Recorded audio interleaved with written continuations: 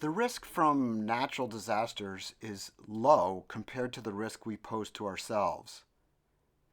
Increases in technology and the development of a global civilization have upped them dramatically.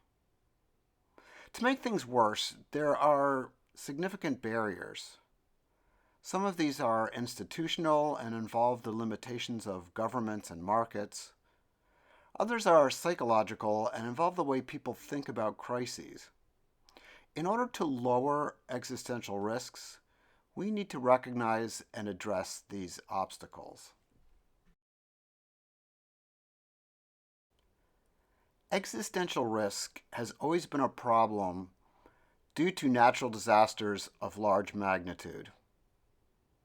Examples include asteroid strikes or extended volcanic activity. But with the growth of technology, humanity's ability to destroy itself has increased to the point where we can wipe ourselves out quite quickly and without any help from nature. Risks for extinction that humans cause are called anthropogenic risks. Most estimates show that anthropogenic risks are much higher than natural ones.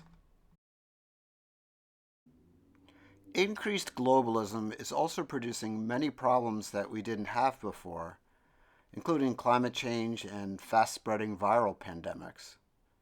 These more primary factors are inducing widespread secondary crises like mass-scale immigration, food shortages, war, and political turmoil.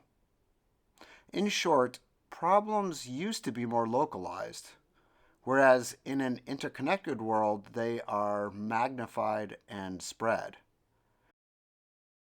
Some researchers have said that we are at an inflection point for change, and that if we don't act now, it may be too late. Robin Hanson and Nick Bostrom have suggested the idea of a great filter, quote unquote, that all intelligent life forms must pass through before they can become spacefaring civilizations. Filters are major barriers that a species must pass through if they are to continue. The risk level during these events is highly elevated compared to normal. Recent work suggests that humans may have passed a filter when we were reduced to as little as 2,000 members while migrating out of Africa 60,000 years ago. It is likely that we are at an equivalent type of choke point now, where the decisions we make and the actions we take can be the difference between life or death. If the great filter is behind us, we are lucky and may have lots of time to solve our problems and flourish. If it is ahead of us, then we need to act now. How great is our risk of extinction? Toby Ord estimates that during the 20th century, our risk was about 1 in 100. He now places existential risk in the 21st century at even greater, around 1 in 6, which is equivalent to playing a game of Russian roulette. The risks have gone up dramatically now because of two factors: increased technological development and increased globalism. There are a number of obstacles to reducing existential risk, and the first of these are political barriers. Because many of our problems are global, they will require global-level cooperation between institutions. Climate change, for instance, affects all of us. One or even a few countries acting alone will not be enough to stop it. The same goes for pandemics. COVID was an object lesson in how not to respond effectively to this crisis at the global level because there was very little done in the form of international cooperation. Countries are generally practiced at handling short-term problems. Existential threats, however, require long-term planning. This means getting ready now for crises that have not happened yet or are only in their formative stages. For instance, more and more countries are developing nuclear weapons, but there are fewer efforts to develop talks limiting their usage and deployment. Governments are limited in their jurisdictions. They only have power to enact laws within their own territorial borders. Existential risks, on the other hand, transcend borders, so they are outside the power of individual governments to solve. This doesn't mean that we should have a world government, because there are many dangers associated with that, but it does call for greater coordination between nations. Societies are also limited in the time span within which they can affect action. Many of the solutions to global problems will require concerted efforts over decades or even centuries. This type of commitment is difficult to find.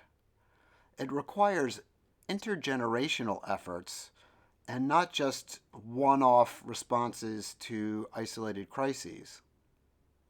We need to be aware of this and implement mechanisms to ensure that beneficial actions along these lines continue. There are a number of ways to do this, including long-term contractual agreements on climate change, to educating the next generation on existential risk hazards. There are also economic barriers.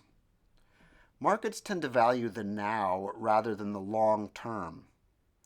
Markets also tend to produce things for specific consumers who can purchase them in the here and now.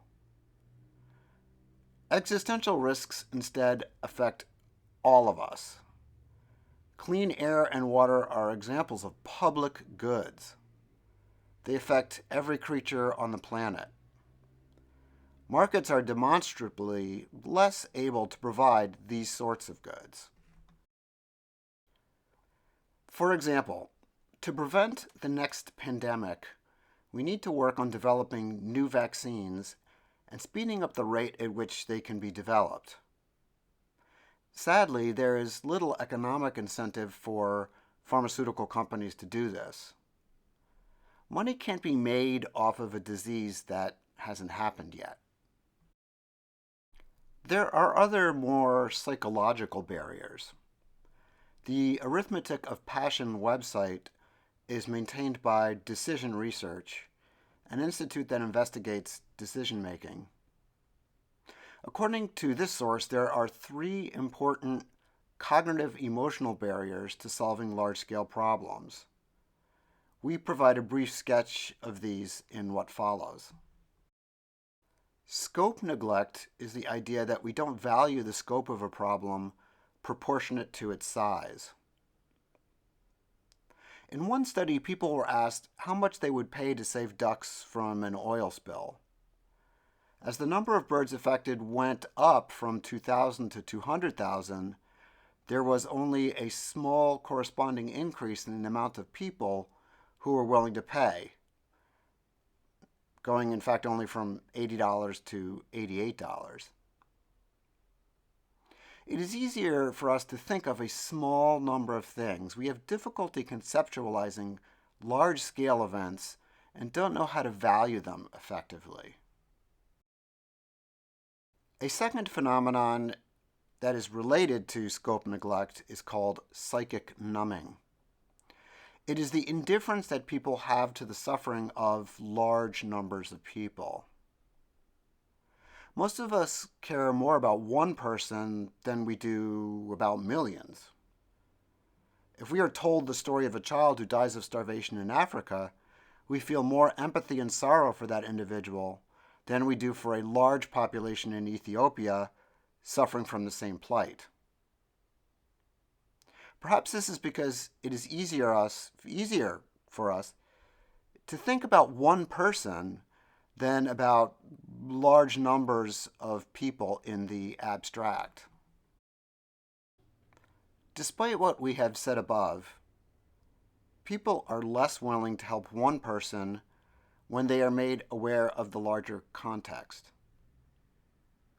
For example, in one study, people were less willing to provide aid to a starving African girl when they are provided statistics about the many millions of people in that country also at risk of starvation. Knowing that many people are suffering actually reduces our altruism towards one or a small number of individuals.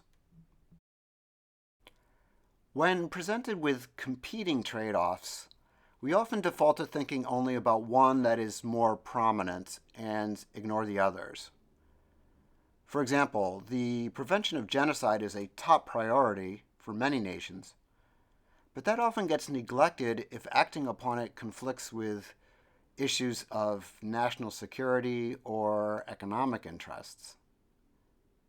We may want to save lives through military intervention, but not if that imposes significant additional risks, like starting a war or jeopardizing trade status. This may have to do with our inability to compare the relative risks that are involved. Thanks for your attention. We look forward to producing new video podcasts for you every 2 weeks. Other topics addressed in this playlist are on cosmic and terrestrial risks, that is, those that originate from either outer space or the Earth. We will also examine disaster preparedness and how to save the world.